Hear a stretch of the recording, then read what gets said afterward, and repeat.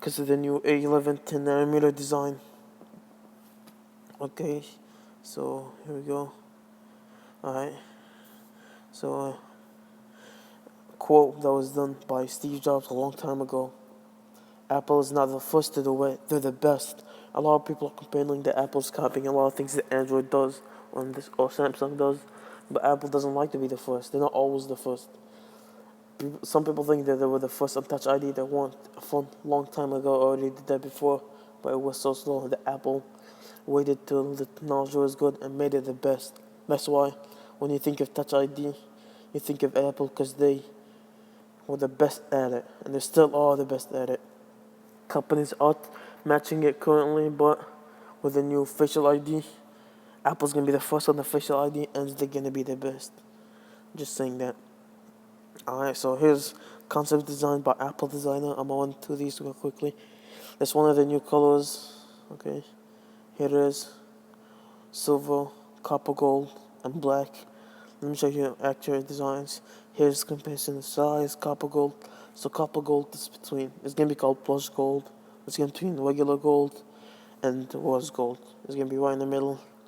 It's mostly for fashion, because the most popular phone out for iPhone, the most popular color is rose gold. Because a lot of people, a lot of girls use rose gold, so they replace that with copper gold or blush gold.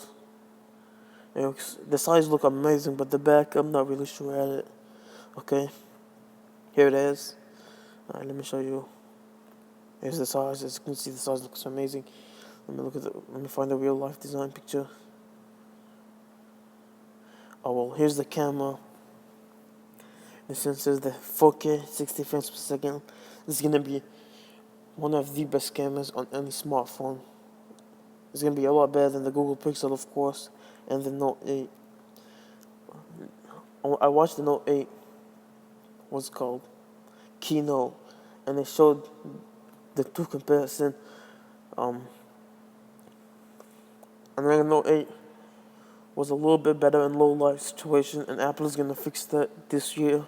It's gonna have a better low light situation, and it's gonna use LG's new lens, the new lens that's on the LG V30. That's why LG and Apple really work together. I mean, LG might not be the best Android company out there, but they do help Apple a lot, and they do make good money off of it.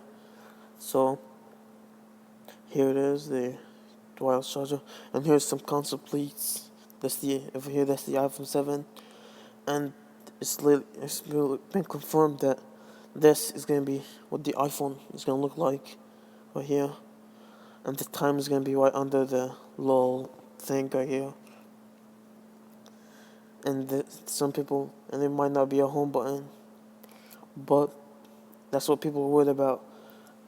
The back button and all categories looks a lot like Androids do. So maybe that's why they're not gonna do a circle in the middle. Okay, here's the life looks on the colors. Here's the blush code, how it's gonna look like. As you can see, the back doesn't really look that good. Here, there's a closer look on it. It's gonna be, oh, that's the 7S and 7S Plus. Oh, I forgot to talk about that. So let me talk about it real quick. The 7S and 7S Plus are gonna look the same, but it's gonna be a little bit thicker and a little bit taller and wider, because they want you to choose new cases, because they want to make money off the cases, and case companies have been losing a lot of money since the 7 really didn't need new cases. That's why they're gonna change a little bit of the design. This is gonna prevent most cases to fit on there from the 7 to the 7S.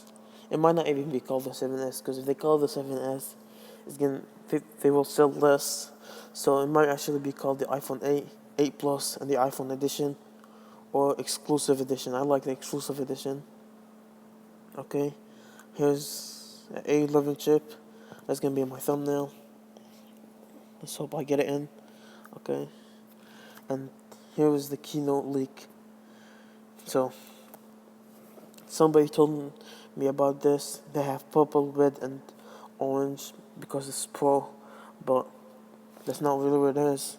I like this as you can see every year that tells you the calendar tells you a specific thing about it. But here's this year's.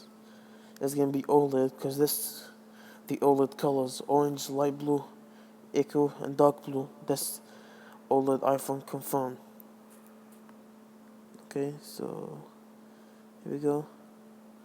Alright, so the prices. I commented this on this guy's video. I really like his videos. Zone of Tech. You should check him out.